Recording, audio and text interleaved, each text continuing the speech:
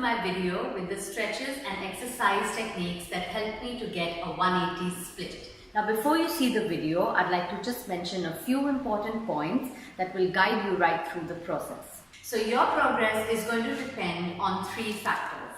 The first is your existing level of flexibility. So some people are naturally more flexible than others. They will obviously see results quicker than people like me who are naturally not very flexible. Does that mean we can't achieve it? No, it does not. It just means that we have to work harder and it might take us longer to reach our goals. The second factor is that individual body responses to exercise and training programs are very different. As you might have seen, some people respond really quickly to a particular exercise program, whereas another person might not respond as quickly to the same program, in which case we have to tweak and tweak training programs and stuff like that just to get the desired results. So having said that, let me just show you where I started. It's there in the video, but I'll show you. Okay, so no kidding, this is where I started, okay? And I was told that it would take me about 3 to 4 months to get a 180 split. But guess how long it took me? It took me 10 months. Now these exercises are the ones that helped me, okay, to get my 180 split. I'm not making any claims. I'm not saying that these are the exercises that you should do and you get a split in 3 months or 2 months and stuff like that. I'm not. It depends. It really depends. I'm just here to share the tips that helped me. The third point and the most important point is consistency. Okay, so I did these exercises every day, every single day. Of course, there were days when maybe I was traveling or I wasn't feeling well and I couldn't exercise. But apart from that, I used to do it every day and it took me 10 months. So if you're someone who's committed, if you're someone who really wants this and really wants to challenge yourself, then this video is for you. There will be days when you feel a lot of pain. Your muscles are going to be so sore that you're just going to want to stop the minute you start. You are going to want to give up. There are going to be days when you think, why am I even doing this? You know, but don't, because you're not going to achieve anything by stopping or giving it a break for a few days. So you can have a few easy days, maybe not train for as long, but just don't stop. Because even though you might not see any very visible progress, you are making progress. You are making progress every single day. I'm sure most of you do a lot of stretching exercises on a daily basis, maybe as you wake up in the morning or as a part of your workout routine. But those exercises are to maintain existing levels of flexibility. If we want to improve our levels of flexibility, then we have to hold each stretch for a longer duration. Now in this video, I haven't held each stretch for that long, but a good way for you to go would be to hold each stretch for about 30 seconds to start off with, and then work your way up to 45 seconds, and then 1 minute, a minute and a half, and possibly 2 minutes to 2 minutes and a half. So what we're trying to do is we're trying to train the muscles to be stretched further than they're used to, so that you improve your levels of flexibility.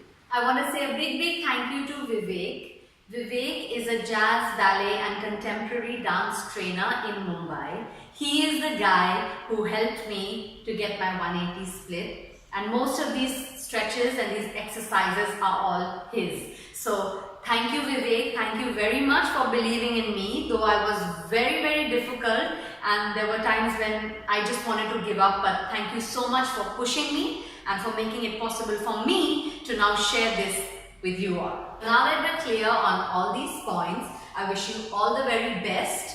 And if you still have any questions or any kind of problems that you face in the course of your Mission 180, please don't hesitate to email me, or you could leave a comment and I'll try my best to help you. Okay? So just go for it!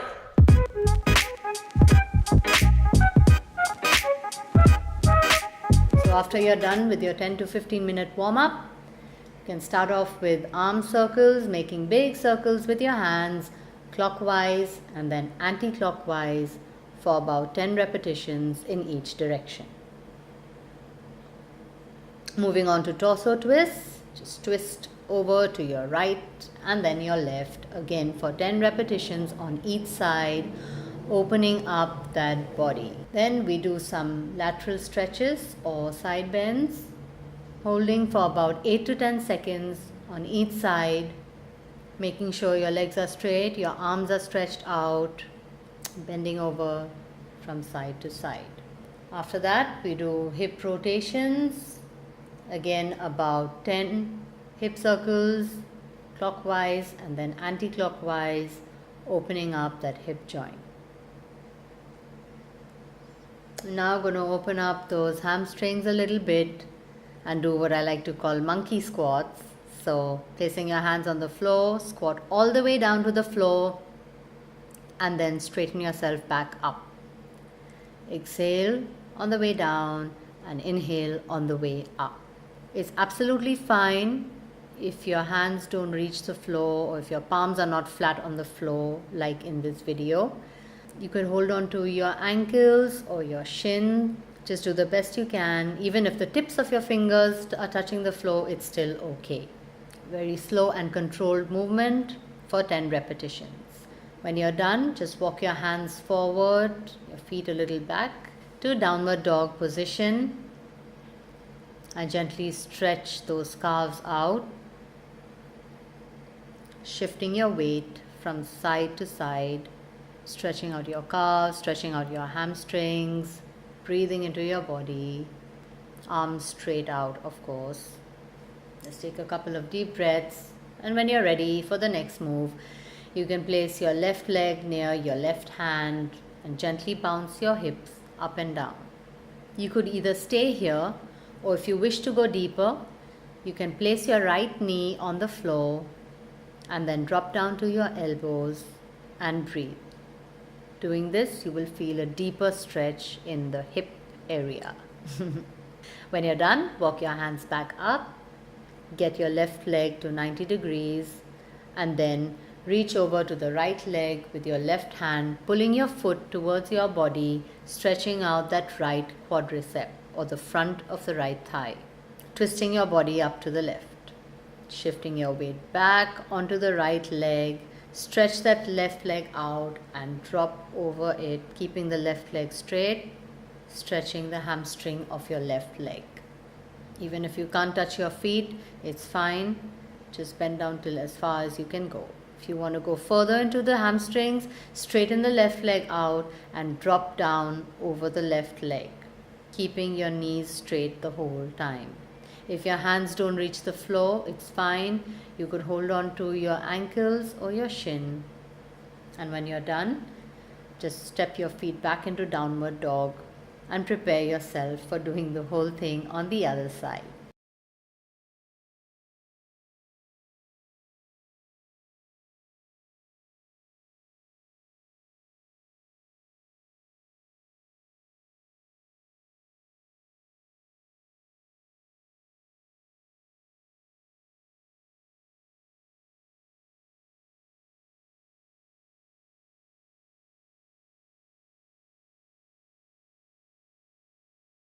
When you're done, you can step your feet back together, take a deep breath, lengthen your spine, and then drop down onto your legs, keeping your knees straight the whole time.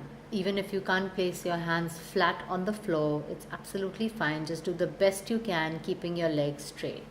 If you wish to go deeper, you can hold the back of your feet with your hands and try to touch your forehead to your knees. When you're done, gently roll yourself back up. And now I'm going to do some sumo squats, or what we dancers like to call pliés, but they're going to be very slow and controlled to gently open up that hip joint. So you could count 4 on the way down. So 1, 2, 3, 4, and then 1, 2, 3, 4 all the way up. That's how slow and controlled it should be. Feet pointing slightly outward to about 45 degrees.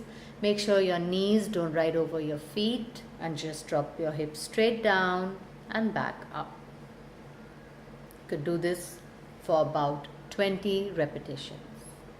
Very slow, very controlled. Inhale on the way up, exhale on the way down. Feeling a stretch in those inner thighs and opening up the hip joint. When you're done, just gently bounce your hips up and down. You feel a deeper stretch. Straighten up, shake your legs out a little bit, relax for a few seconds, and then drop down again. So a progression to this would be rising your right foot up onto your tippy toes and then bouncing your hip up and down gently. You might not be able to do this at first, but eventually you will get there. Do the same thing on the other side. Get onto your left tippy toes and just gently bounce your hip up and down. Maybe 8 to 10 repetitions should be fine. And then you could go ahead and balance on both feet and do the same thing. When you're done, drop down again into a deep squat. This time using your hands to push your knees away from your body so that your hips drop lower to the floor. Now to start off with, your hips might not be that low, they might be way up. Don't get disheartened, it will happen soon. You can use your right hand to push your right knee away from your body as you twist over to the left side. This is going to help to open up your thighs. And do the same thing on the other side. Use your left hand to push your left knee away from your body as you twist over to the right side.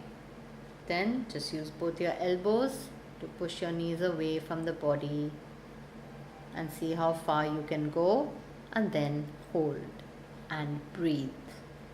You will notice that as you hold and as you breathe, you will be able to go deeper and deeper into the stretch. That's why we hold for longer durations when we want to improve our flexibility.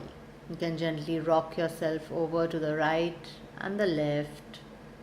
This helps you to also relax a little bit when those muscles get tired and you feel like giving up. This is a bit of a breather. And when you're done, straighten those legs out, give them a little shake, take a few breaths to relax before we move on to a deep lunge. Now to begin with, your right foot might not be flat on the floor. If you're not that flexible, you might be on your tippy toes and you might struggle to balance, which is what I used to do. That's absolutely fine. Just make sure that the left leg is straight. And do the same thing on the other side, making sure the right leg is straight. So even if you're on your left tippy toes or you use your hands to balance, it's fine. Move over to the right side again. This time reaching over to the left foot with your right hand, dropping over the leg to get into a deeper stretch. And move over to the other side, repeating the same thing. You might not be able to do this if your foot is not flat on the floor, but that's fine. You can always progress to it. And then gently bounce your hip up and down, getting deeper into the stretch. It's all about the depth, the depth of the stretch. And then if you feel strong enough, you can move over from side to side, lunging. This will also give you nice and strong legs, apart from improving your flexibility.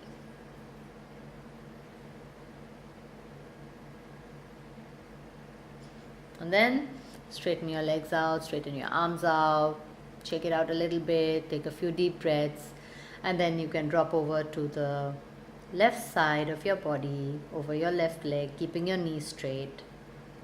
Then over to the right, taking a deep breath and just relaxing. Drop to the center and then roll yourself back up.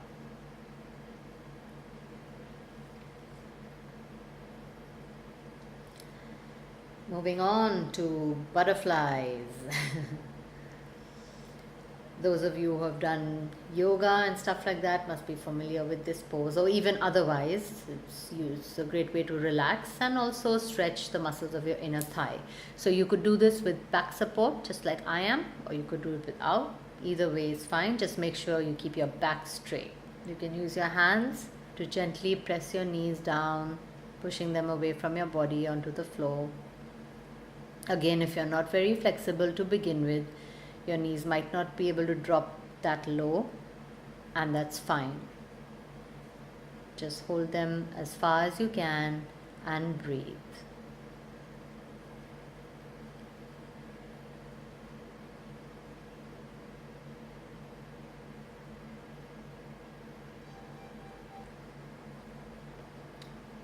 Now we're going to do the final stretch. Yes, you heard that right, the final stretch, but probably the most difficult one. So here we go. Open your legs as far as you can. You can use your hands to shift your hips forward till just as far as you can go, and then just hold that position. Just hold it. So when you get your hands in front of your body, they might be, you might be able to stretch them out straight, or might be able to drop down onto your elbows just like I am. Initially this might be a bit challenging, but that's fine. You can just stay straight, making sure that your back is flat. Now that is key. You have to make sure that you don't round your back while doing this stretch, because that places undue pressure on the spine. So you should keep your back straight. Go as far down as you can, keeping the back straight. And we do some more lateral stretches or side bends in this position, which will help you to further get deeper into the stretch. Right side and then over to the left side, keeping your toes pointed if you can. If you can't, it's fine. Hands straight, holding for about 8 to 10 seconds on each side. Slow and controlled, taking deep breaths. You can do this for 2 repetitions on each side, total of 4 repetitions. And when you're done, go over and try and push your hips a little more further before you try to reach over to the right leg with your left hand. You might not be able to touch your toes, that's also fine. You can just stretch your hand out till as far as it can go and bend over the leg. Repeat the same thing on the other side, reaching over to the left leg with your right hand as far as you can go, and just breathe. You can do this again for about 2 repetitions on each side, and then drop down to the right leg with both hands. What's important is that your knee should be straight. So it doesn't really matter how far your hands can reach. Just reach as far as you can, keeping your knee straight, and breathe. The longer you sit there, the longer you stretch, the longer you breathe, you will be able to go deeper and deeper into the stretch. So if you can, keep your hands extended straight and just hold. Now it's important to know the progressions for this stretch. So this is how I was taught. You start off by keeping your hands stretched out, right? And then once you're able to do that for a minute or so, you should be able to touch your forehead to the floor. So that's the progression. So hands straight out, then you move on to the forehead, then your nose, then your chin, and then your chest. So this is a step-by-step progression. Once you're able to touch your forehead, you will soon be able to touch your nose, and then your chin, then your chest, and then you will be flat on the floor. Yeah, that's a very clear indication of your progress in the split. If you're able to lie flat on the floor with your back straight, you're very clearly on your way to a 180. And it's not going to happen overnight. Don't expect that if you can touch your forehead to the floor today, tomorrow you're going to be able to touch your nose, and day after you're going to be able to touch your chin. It might not happen that quick. It might take long, but that's fine. It's important for you to know the progression so that you know what you have to push towards. When you're done, bring your legs in slowly, give them a nice little shake, and then hug onto your knees, straightening out that spine and relaxing for a few seconds. Now I'm going to show you what this looks like from the side so that you can see the levels of progression and how I keep my back straight throughout. I try to keep my back straight throughout, yes, but you must. It's very important. So open your legs still as far as you can. You can use your hands, placing one hand at the back to push your hips as forward as you can. And then extend your hands out in front of your body. If you can drop down to your elbows, that's great. If you can extend your hands all the way forward so that your forehead touches the floor, that's fine. Now don't round the back and try to touch your head to the floor. That's not a good way of doing it. Make sure your back is straight. Now once you can do it with your forehead to the floor, you should be able to touch your nose and your chin. And as your hands move further forward, you will be able to touch your chest to the floor. Whatever position you manage to achieve, just hold it. Take deep breaths into your body and hold for as long as you can, really. You could even listen to a song. That's what I used to do. I just used to use my headphones and I used to listen to a song that's about 2.5 to 3 minutes long to distract my mind a little bit from the pain. And yeah, and at the end of the song, you know that you've stretched or you've held that stretch for 3 minutes. And like I said, it's not going to be easy. It's going to pain. It's going to hurt. You're going to want to get up as soon as you've got done there. But remember why you started. Remember how bad you want this, and just keep going. So when you're done, gently get your legs back together. Give them a little shake. That always feels very good. Okay, so what I'm going to show you now is an advanced version of the previous stretch. So once you're able to touch your chest to the floor and your legs have opened up quite a bit and you're maybe 70% of your 180 degrees, you can attempt this stretch. So you drop down to the floor from a standing position as opposed to the previous one. Slowly use your hands in front of your body for support and to balance. Just go down as far as you can and just hold that position. So here we're using our body weight to open up that hip joint.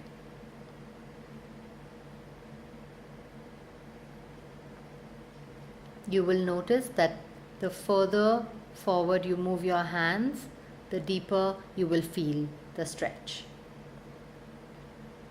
You can even use one hand at the back of your body for support and gently bounce your hips up and down. This also helps to increase the range of motion. But you will only be able to do this when you're almost at a 180. So be patient. And when you're done, you can just place your hands in front of your body, drop down to your elbows or extend your arms straight out and use the same progressions here. So arms straight out and then try to touch your forehead, nose, chin and then chest till you're absolutely flat on the floor. Let me remind you that it's going to be harder to do it in this position than the previous stretch. So like I said, this is a progression.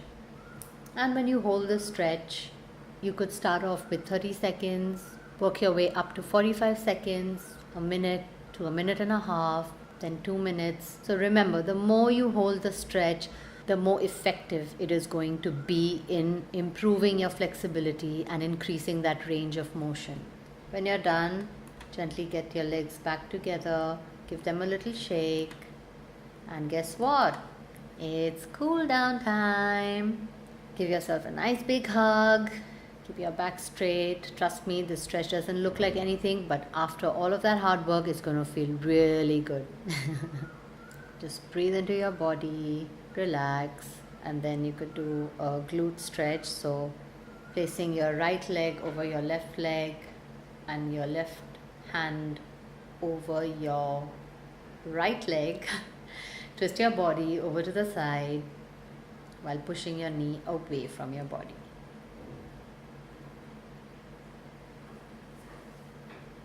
Stretching out those glutes, giving your body a nice little twist there. And then repeat the same thing on the other side. Placing your left leg over your right leg, right arm over the left leg, pushing your knee away and twisting over to the left. Those of you who have done a little bit of yoga and stuff like that will be very familiar with this pose and how good it can feel.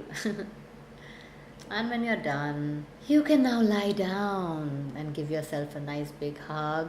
This is going to stretch the muscles of your spine and relax them after all of that hard work that you've put it through. After a few seconds, you can hug the right knee to your chest, straightening out your left leg.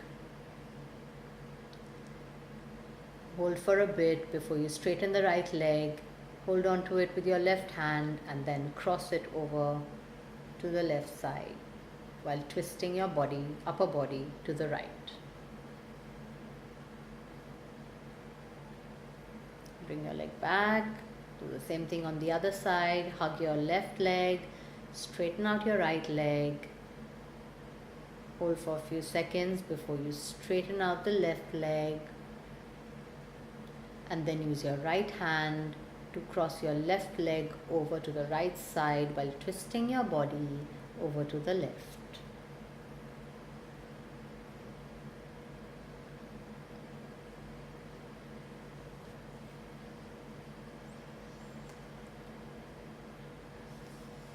Another hot favorite for most people, the cobra pose. Keep your hands in line with your chest, legs straight, and then reach up, straightening out your hands, feeling a nice stretch. Take deep breaths and relax. You could do it again. This time you might be able to go deeper. Straightening out the arms, feeling a nice stretch in that body. And now my personal favorite, saving the best for last, child's pose. So keep your feet together, knees slightly apart, arms straight out, and just drop down to the floor. You can stay here for a minute or 2 minutes or 3 minutes, just taking deep breaths into your body, those legs that are so tired. Just relax. Think about all the hard work that you've put into this session, how committed you are to that 180 split, how bad you want it. And I really hope that you do this the next day too. Good luck.